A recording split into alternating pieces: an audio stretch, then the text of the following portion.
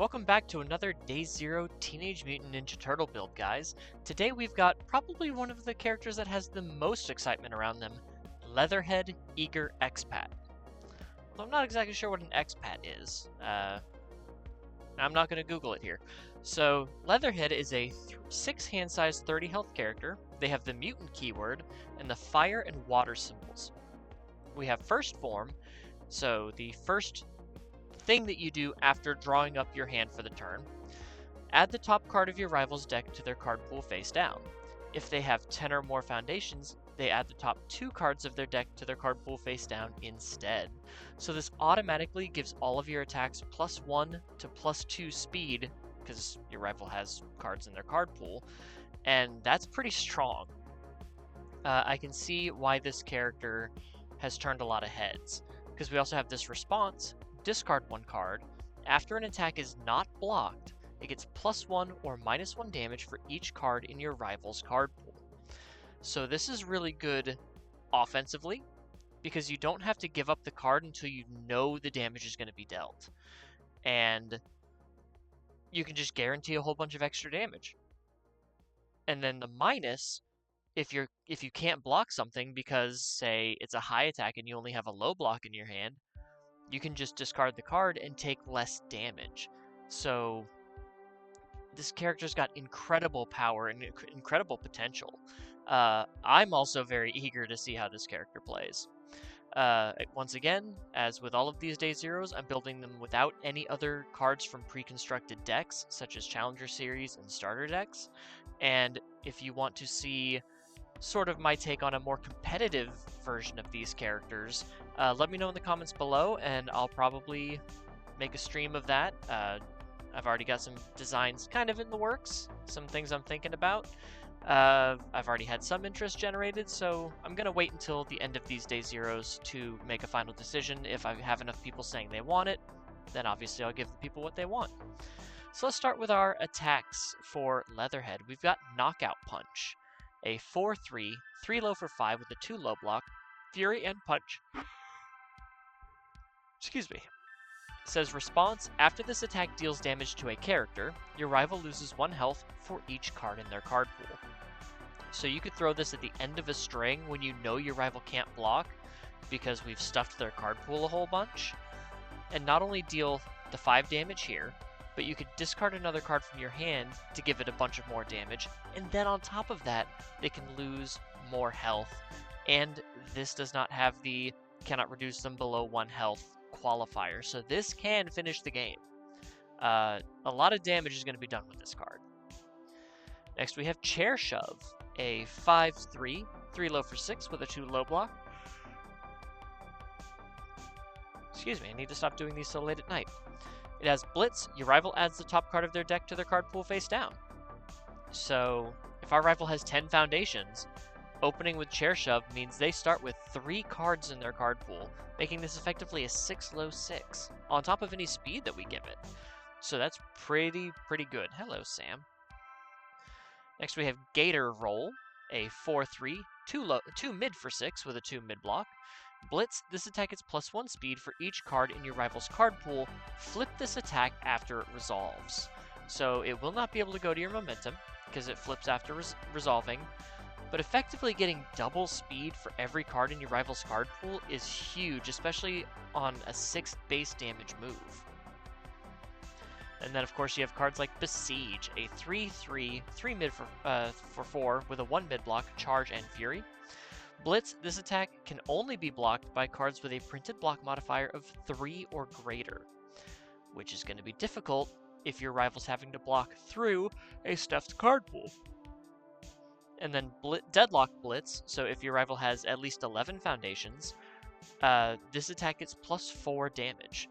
This is the perfect card to put all of Leatherhead's damage on, that extra +1 for every card in their card pool, because likely your rival's not blocking this. If this is like your 3rd or 4th attack in a string, your rival's not blocking this. They're just going to have to take it and then just eat a bunch of extra damage.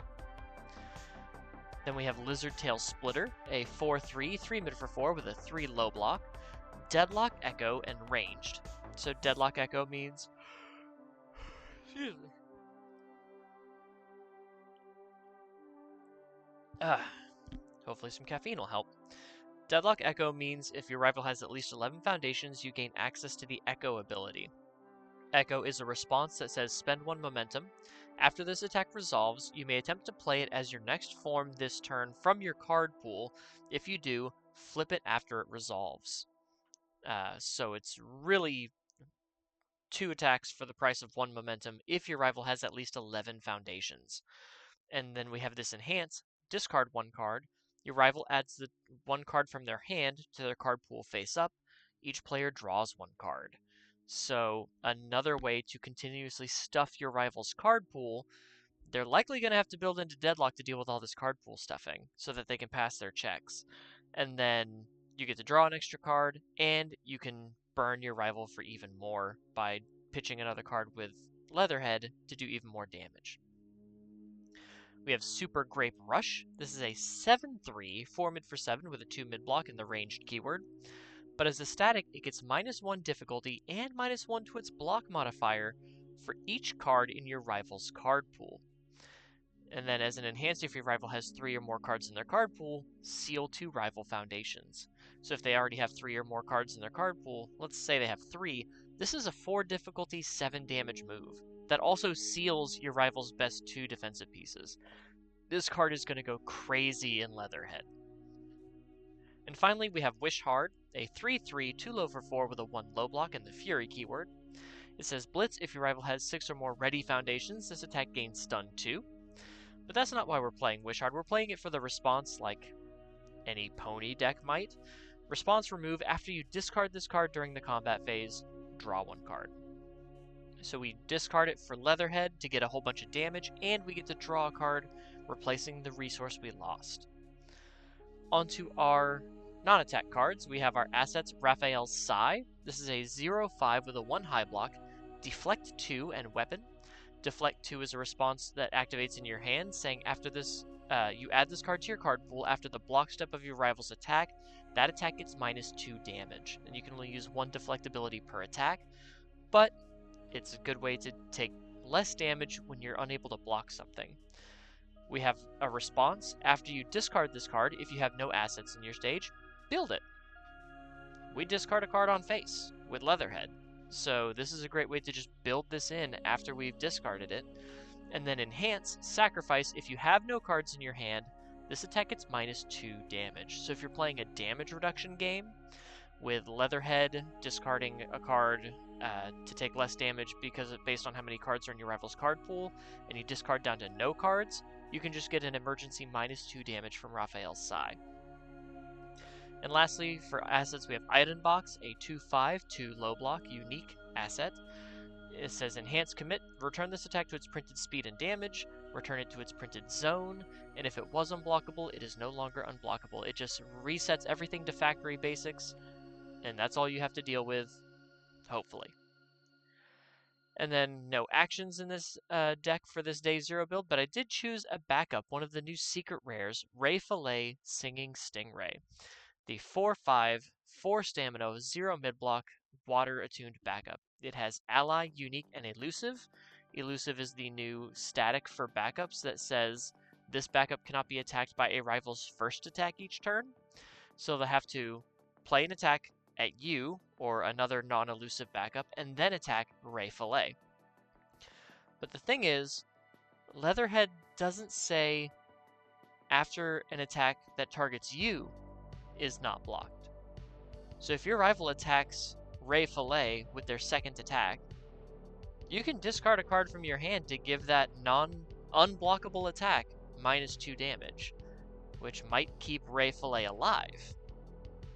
So you can mess with your rival's math and force them to put more resources into killing Ray Fillet. And Ray says enhance your turn, your rival adds the top card of their deck to the card pool face down. Every single one of your attacks, you're making it harder and harder to block and giving Leatherhead more and more of a damage bump. And the response after this backup is attacked, your rival adds the top card of their deck to their card pool face down. So if they attack Ray with their second attack, they're going to have 3 cards in their card pool, which means Leatherhead can discard a card for -3 damage. So that's pretty good. That is pretty strong there, and it makes this backup really, really strong in Leatherhead. Onto our foundations, we have Fleeing Danger, a 2/5 3 mid-block, response flip after you completely block an attack. Your rival adds the top card of their deck to their card pool face down. So a bit of defensive card pool clog if we can perfectly block an attack. Next we have Funky Breath, a 1/5 with a 2 low block, enhanced flip. This attack gets -2 speed. If you fail a check to block it, your rival commits 1 foundation. So even if we fail the block, we can still force our rival to commit something so that hopefully we can slow down their attack strings. We have Off Balancing Techniques, a 3/5 with a 1 high block. Response flip after your attack deals damage. Your rival adds the top card for their deck to their card pool face down. So if our rival already can't block because we're stuffing their card pool, we're just going to stuff their card pool even more, making those late turn besieges even more deadly. Or super grape rushes, because we can reduce the difficulty down. So imagine super grape rush as like a 2 difficulty 7 damage attack. That can get massive. We have Reprimand, a 2/5 with a 3 high block. Enhance your turn, sacrifice 1 foundation. Your rival commits a foundation. So this is kind of going hand in hand with our card pool clog. We're also committing their board so that they can't really defend themselves very well. It's a very, very difficult combo to overcome. We have Moment of Normalcy, a 2/5 with a 3 high block and the unique keyword. Enhance commit, return this attack to its printed speed or damage. So damage if we want to take it on the chin, or maybe we can reduce it even more with Leatherhead's ability, or speed if we absolutely need to try to block this attack. We have Feral Shriek, a 2/5 with a 3 high block. Response remove, after you discard this card during the combat phase, draw 1 card. So this works with Leatherhead's ability mainly because we could discard it for damage gained or damage reduced, and then replace itself in our hand immediately. We also have this other response, after your rival's combat phase begins, discard 1 card and draw 1 card. So if we have all of like 1 block zone in our hand, we can give one of those up and hopefully draw another block zone. Or we could discard a Feral Shriek to draw a card for here and a card for the Feral Shriek that we discarded, because it's after the combat phase begins. We have Mikasa's Admission, a 1/6 with a 2 mid-block. It says response remove. After you discard this card during the combat phase, this attack gets +2 or -2 damage. So this is a great way to sneak some extra damage onto an attack, or sneak some extra damage off of an attack with Leatherhead's ability. So say our rival has 3 cards in their card pool defensively, and we discard this card, that's +5 damage. Or, conversely, -5 damage. And that could really mess with our rival's math on whether or not they think they can survive a turn, or whether or not they think they have the game wrapped up. We have Cheerleader, a 2/5 with a 3 mid-block. Response remove, spend 1 momentum. After an attack is played, it gains Flash. So this is cool both offensively and defensively. Normally it's a very defensive card. But imagine playing an attack, and you know your rival's got like an Iden box or a Cape of No Return, and they're just waiting for that last big attack. You give it Flash, and then if they can't block it because they didn't have a chance to, say, reduce the speed, you then pitch a card from your hand with Leatherhead to stack on even more damage. Or you would take printed damage from a Flash attack because your rival wasn't able to boost it, and you discard a card with Leatherhead to reduce the damage practically to 0. So very, very cool card here, both offensively and defensively. We have Legendary Bandit, a 3/5 2 mid-block with the unique keyword. This says response, your turn, commit. After your rival adds a face-down card to their card pool, they add the top card of their deck to their card pool face down. So if we put 2 cards in with Leatherhead, because our rival has 10 foundations, they get an additional card, so they start with 3. So if you start with a Legendary Bandit, every turn they're going to have at least 2 cards in their card pool, minimum. Legendary Bandit stacks so much extra pressure on your rival. Or if we didn't want to do that, we have Enhance, Destroy if this attack deals damage, draw 2 cards. So if we didn't want to throw in the extra card in their card pool, because say we had Chair Shove and Tail Splitter, so we knew our rival wasn't going to be able to block a lot, or maybe they didn't have a lot of cards in their hand, we could destroy this, pitch a card from our hand to give extra damage, because if it deals damage, we draw 2 cards, deal extra damage with Leatherhead, draw 2 cards to fill our hand back up, and keep going. We have Broken Psyche, a 2/5 with a 3 low block. Response remove. After you take damage from an unblocked attack, add 1 card with a check value of 6 from your discard pile to your hand. This is a Tenacious ability. It's playable while this card is committed. So this could pick up cards like Mikasa's Admission to maybe do some even harder defense later, or go into your rival's turn with even more aggression. But mainly, we can use this for the enhance, flip, spend 1 momentum, change this attack's damage to 2, and then pitch a card with Leatherhead to reduce it to 0. And finally, I don't think anyone's ever seen this card played, Effortless Movement, a 2/5 with a 2 low block. Response commit, after you take 3 or less damage from an attack, draw 1 card. So if we can Leatherhead down an attack to 3 or less, we can immediately return that card value to our hand by drawing a card for each effortless movement we commit. Imagine we pitch a card to take a total of 2 damage, and then we draw 3 off of 3 effortless movements. Our rival's really going to have a hard time killing us because they have to keep putting cards in their card pool, which means we get to reduce more and more. And then enhance twice per turn. If you have played 2 or more cards with the same name this turn, this attack is +1 speed or +1 damage. That's likely never going to be seeing the effect work here unless we have like 2 Besieges in hand, but it's mainly here for the defensive. I can keep putting damage reduction with Leatherhead. I can keep renewing my hand. We have Reckless Abandon, a 1/5 with a 2 high block. Enhance Tenacious or playable while committed. Sacrifice, add a face-up foundation from your stage to your hand. So this is kind of an emergency Leatherhead button. Say we've used a whole bunch of Leatherhead DR, we've blocked a couple of attacks, and our rival throws an attack we weren't ready for. That could be lethal. We can use Reckless Abandon to put another card in our hand, like a Mikasa's Admission that we had to build early, or a Feral Shriek we had to build early.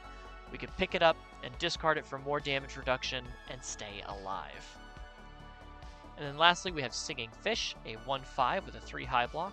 Form, flip, name a card type. Reveal the top card of your deck. If the revealed card type matches the name type, add it to your hand. Otherwise, add it to the bottom of your deck. I'm kind of digging this weird pseudo bottom of the deck manipulation that the water symbol's been getting lately. I really, really dig it. But this is mainly to try to guess what's on top so we can add it to our hand so we keep up our card value with Leatherhead, obviously constantly discarding cards. This could be a really good way to keep that card advantage up. And that is all for the basic Leatherhead. This character is... I can see why this character is on a lot of people's radar. A lot of people are excited for Leatherhead, myself included. I think Leatherhead is going to be really, really fun. I'm interested to see what other people come up with for Leatherhead. Honestly, I don't know if a lot of people have seen like Effortless Movement, as I don't think that's on anyone's radar. So if it's not, you heard it here first. But I think this character has a lot of really cool defensive and offensive synergies, and I love pivot characters like this that can be really aggressive and then on my turn pivot back to extremely defensive. They're my favorite style of characters to play. But what do you think? What do you think of our alligator friend? Do you think they're going to be the threat that everyone's kind of building them up to be, or do you think you're not worried?